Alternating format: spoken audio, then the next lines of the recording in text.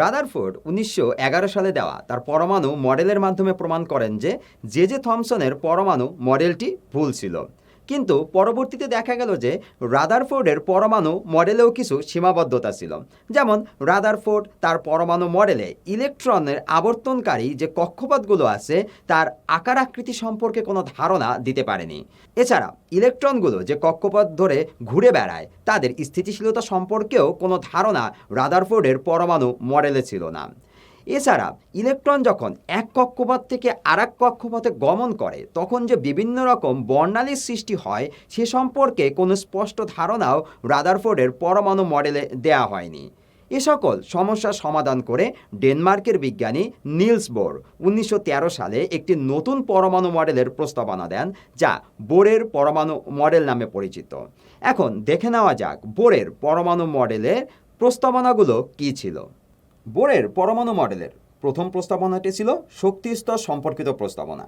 এই প্রস্তাবনায় বোর বলেন যে ধনাত্মক নিউক্লিয়াসকে কেন্দ্র করে কতগুলো বৃত্তাকার স্থির কক্ষপথে ইলেকট্রন আবর্তন করে।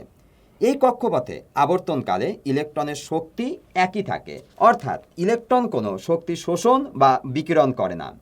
এই কক্ষপথগুলোকে স্থির কক্ষপথ বা শক্তি স্তর বা অরবিট বা শেল বলা হয়। এ সকল শক্তি স্তরকে এন দ্বারা প্রকাশ করা হয়। এনের মান 1, 2, 3, 4 ইত্যাদি হতে পারে। এছাড়া এদেরকে কে, এল, এম, এন ইত্যাদি দ্বারাও প্রকাশ করা হয়। 1 নং কক্ষপথকে n=1 বা কে শেল, 2 নং কক্ষপথকে n=2 বা এল শেল, 3 নং কক্ষপথকে n=3 বা এম শেল, 4 নং কক্ষপথকে m=4 বা এন শেল দ্বারা প্রকাশ করা হয়। বোরের পরমাণু মডেলের দ্বিতীয় প্রস্তাবনাটি ছিল কৌণিক ভরবেগ সম্পর্কিত প্রস্তাবনা। এই প্রস্তাবনায় বোর বলেন যে প্রতিটি নির্দিষ্ট কক্ষপথ বা শক্তি স্তরে আবর্তনরত ইলেকট্রনের কৌণিক ভরবেগটা থাকে নির্দিষ্ট এবং তা h/2π এর পূর্ণ সংখ্যার গুণিতক। ইলেকট্রনের কৌণিক ভরবেগ হল ইলেকট্রনের ভর m, সরলরৈখিক বেগ v এবং কক্ষপথের ব্যাসার্ধ r এর গুণফল। তাহলে আমরা ইলেকট্রনের কৌণিক ভরবেগ পাচ্ছি mvr। এই কৌণিক ভরবেগ mvr হবে h/2π এর পূর্ণ সংখ্যার গুণিতক বা সরল গুণিতক। তাহলে বোরের পরমাণু মডেলের দ্বিতীয় প্রস্তাবনা অনুসারে আমরা একটি সমীকরণ পাচ্ছি mvr = n/h/2π। এখানে m একটি ইলেকট্রনের ভর যার মান 9.11 × 10⁻28 গ্রাম, v ইলেকট্রনের সরলরৈখিক বেগ, আর কক্ষপথের ব্যাসার্ধ, h প্ল্যাঙ্কের ধ্রুবক যার মান 6.626 × 10⁻34 জুল সেকেন্ড এবং n হচ্ছে কক্ষপথ যার মান 1, 2, 3, 4 ইত্যাদি।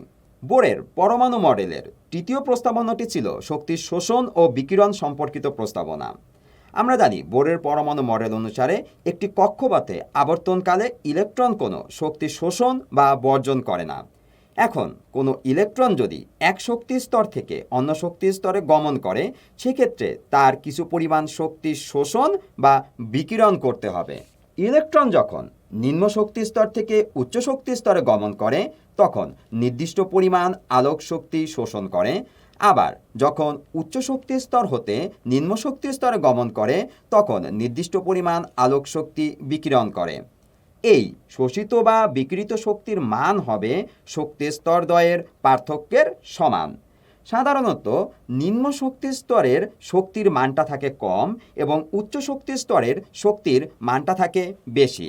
এখন আমরা যদি চিন্তা করি একটা ইলেকট্রন 1 নং শক্তি স্তর থেকে 2 নং শক্তি স্তরে যাবে বা 2 নং শক্তি স্তর থেকে 1 নং শক্তি স্তরে গমন করবে, তাহলে এক্ষেত্রে আমরা দেখতে পাচ্ছি 1 নং শক্তি স্তরে শক্তি যদি হয় E1 এবং 2 নং শক্তি স্তরে শক্তি যদি হয় E2, তাহলে এখানে এই দুটি শক্তি স্তরের মধ্যবর্তী শক্তির পার্থক্য হবে ∆E = E2 - E1, কারণ আমরা জানি দ্বিতীয় শক্তি স্তরের শক্তি অবশ্যই বেশি হবে। তাহলে আমরা এখন বলতে পারি যে ইলেকট্রন 1 নং শক্তি স্তর থেকে 2 নং শক্তি স্তরে কিংবা 2 নং শক্তি স্তর থেকে 1 নং শক্তি স্তরে গমন করলে শোষিত বা বিকিরিত শক্তির মানটা হবে ∆E = E2 - E1। আর এই del E equal to E2 minus E1 এর মান হবে এইচ নিউ এর সমান। এখানে এইচ হচ্ছে প্ল্যাঙ্কের ধ্রুবক, যার মান হচ্ছে 6.626 ইন্টু 10⁻⁻34 জুল সেকেন্ড, এবং নিউ হচ্ছে শোষিত বা বিকিরিত শক্তির কম্পাঙ্ক।